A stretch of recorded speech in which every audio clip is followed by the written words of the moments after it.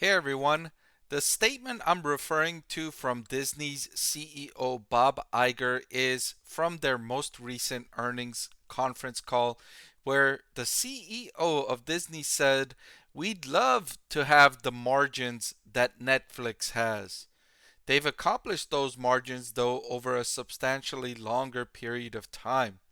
Isn't that interesting that the CEO of Disney is envious of Netflix's profit margins, considering when Netflix got going, so many people thought that their business model was crazy, that it wasn't going to work, that it was out of this world. But now you've got legacy studios like Disney envious of of Netflix's profitability.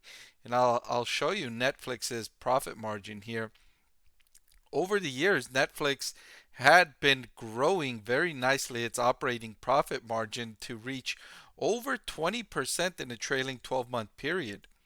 That's pretty strong, and that's like the profit margins Disney was generating in its lucrative linear networks business before the decline of cable really started.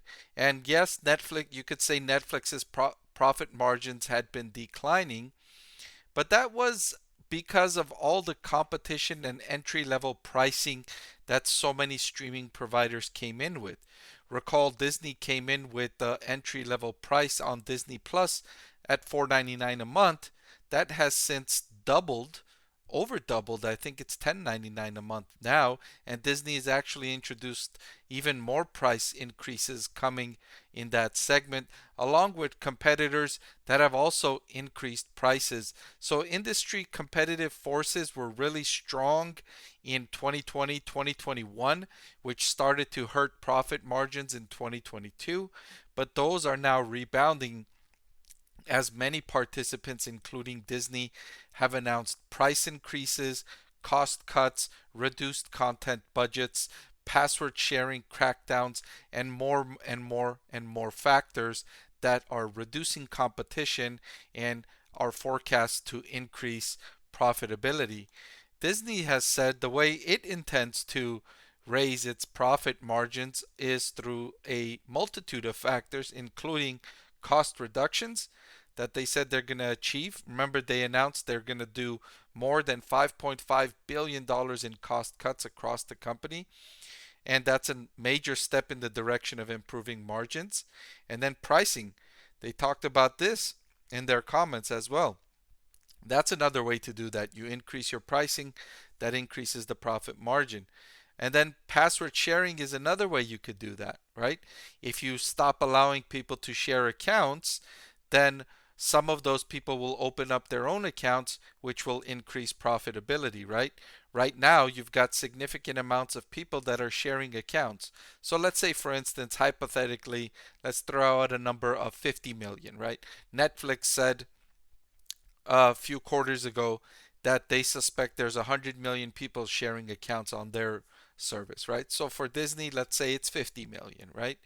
If 50 million people are freely using their service and Disney stops them from using it for free, I don't know, out of that 50 million, will 5 million purchase their own subscription?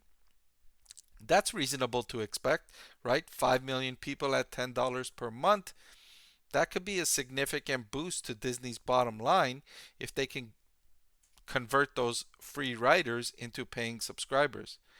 And then getting the technology in place to grow engagement.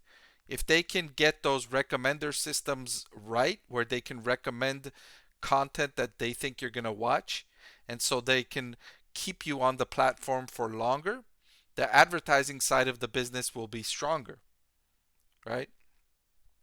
And so Disney's reasonably optimistic that they will be improving their margins in this big business significantly over the next few years. But I really thought it was interesting that the Disney CEO was envious of Netflix's profit margins. Ah, go figure, right? All right, well, that's it for this video. Thank you for watching. I want to thank the Motley Fool for sponsoring this video. Visit fool.com/Parkev for the 10 best stocks to buy now.